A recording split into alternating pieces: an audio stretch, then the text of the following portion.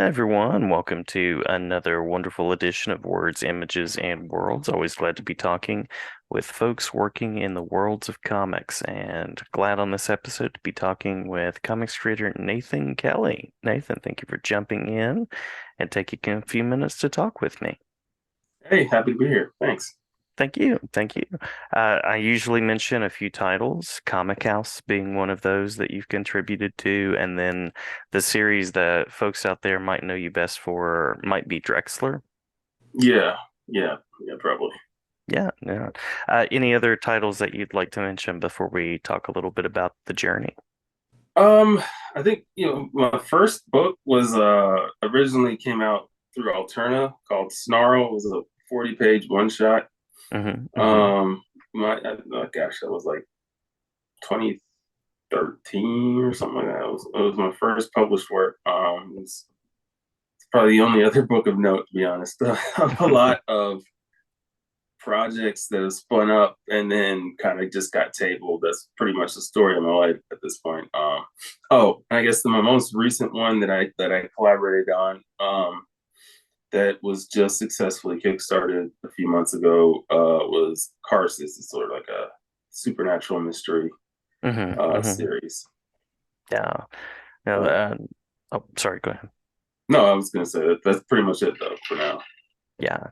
Well, what sort of led you to the world of visuals and creating in comics?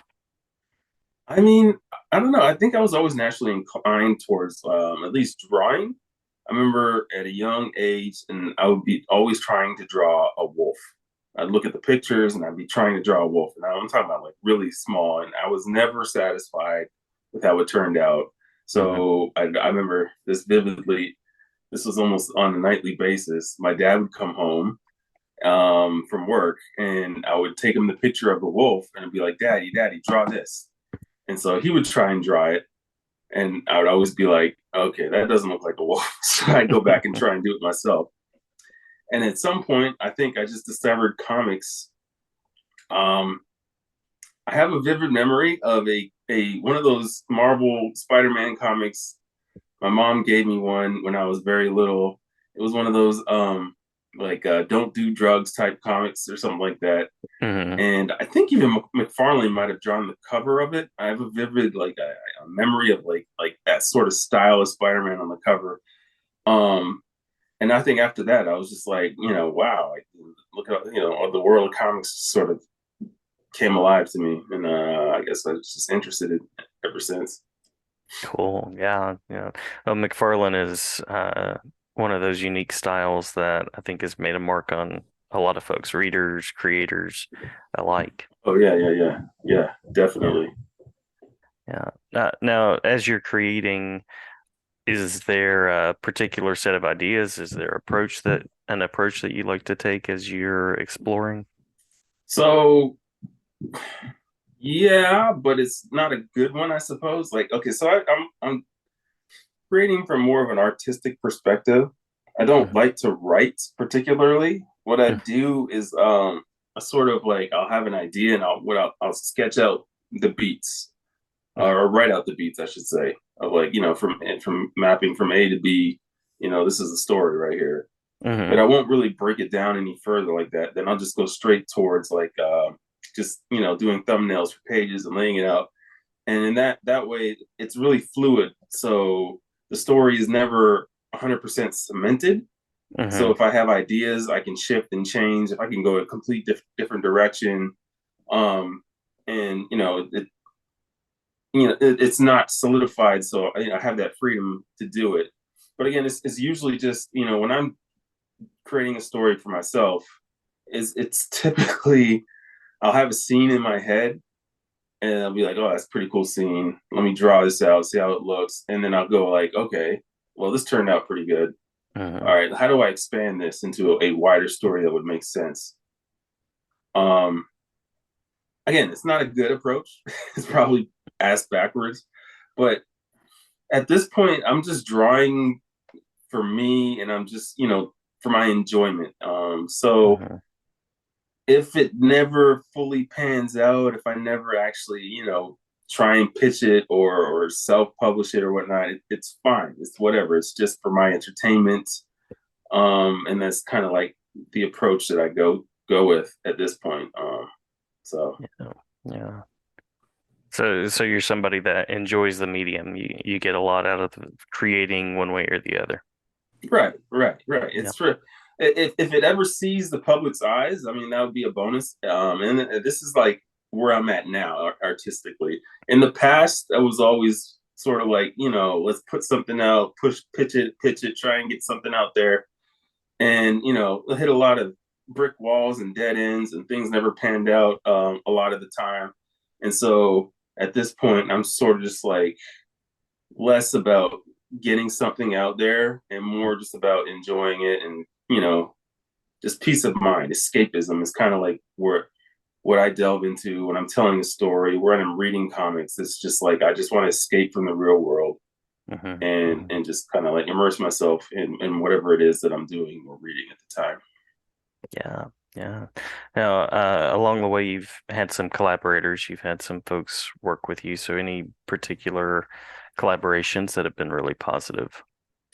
I wouldn't say I've had any negative collaborations. The first book, Snarl, was with a writer, a buddy of mine named Kelly Bender, who at the time was hardcore into comics, and he actually put out several books.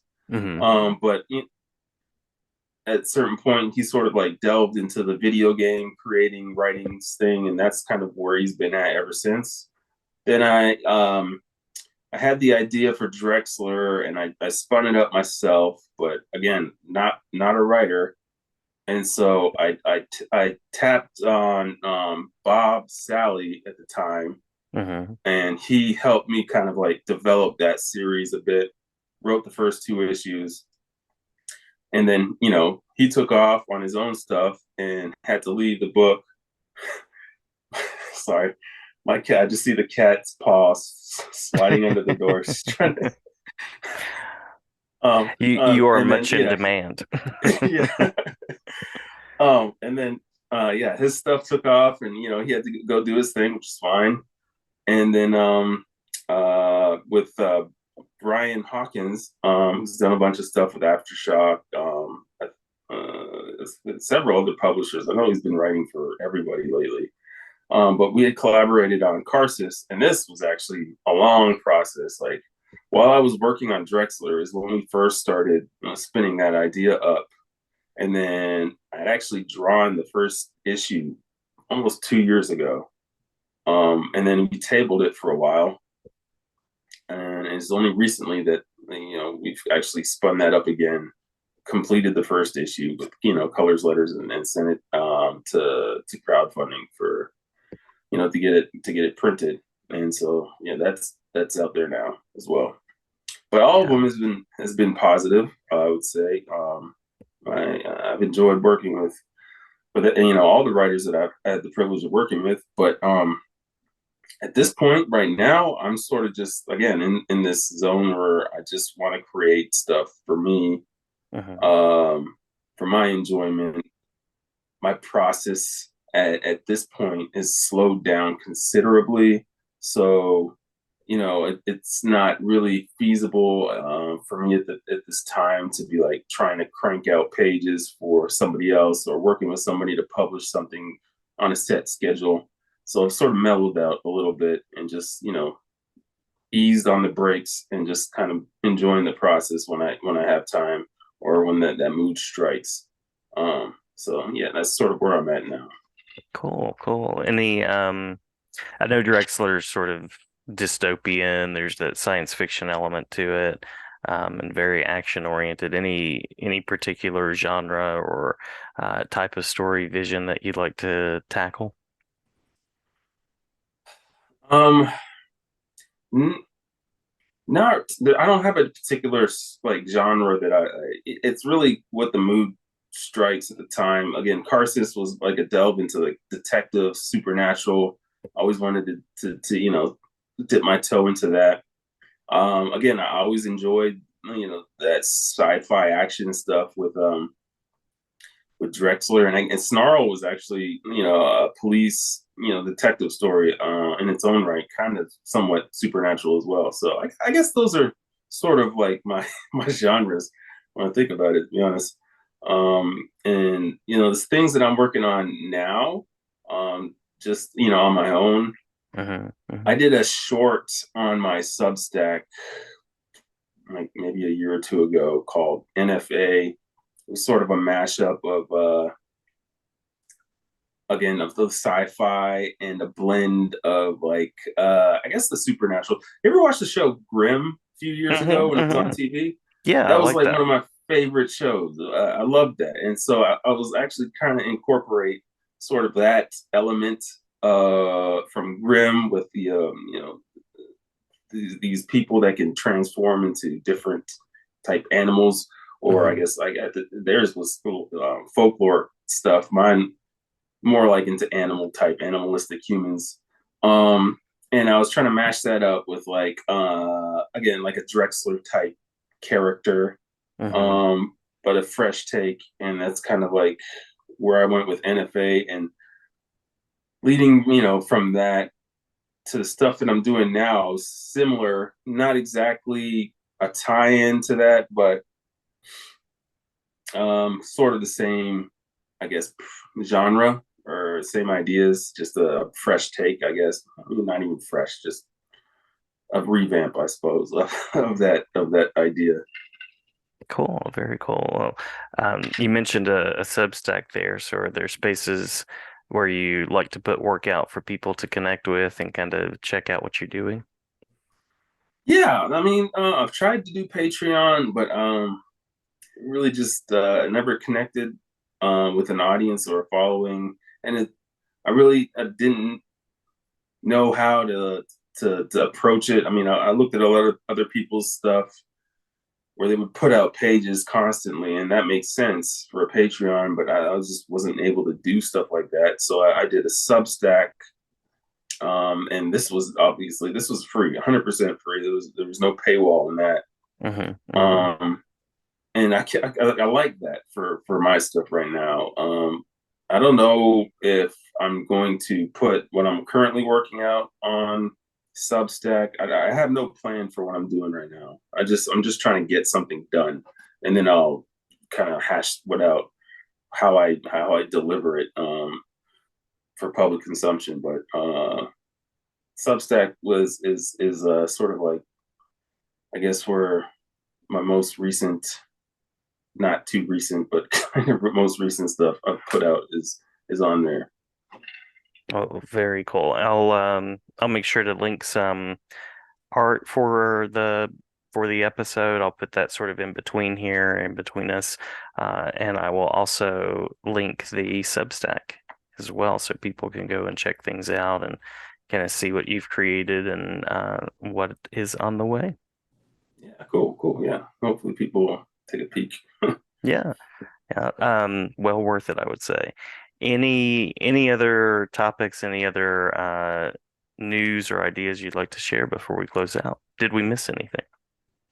No, I think we ran the gambit. Again, I don't have a whole lot going on. It's just stuff that I'm enjoying creating. It's coming along slowly, and you know, whenever I feel like I have enough put together, I might put it out there. But I'm just enjoying the process for the time being, and just not putting any pressure on myself to put content out right now. Just again, just trying to enjoy the whole creative process. I was sort of like in an art slump for a long time last year, so I'm trying to ease my way back into it. Hmm. Hmm. So that's kind of where I'm at the moment. Well, glad to hear that you're easing back in, and I appreciate the time. I appreciate you taking time from the busyness of the day and the creative process to chat with me for a little bit. Hey, yeah, I'm glad you reached out, and I'm happy to contribute. Happy to Yeah, be here. Thanks. awesome. Thank you.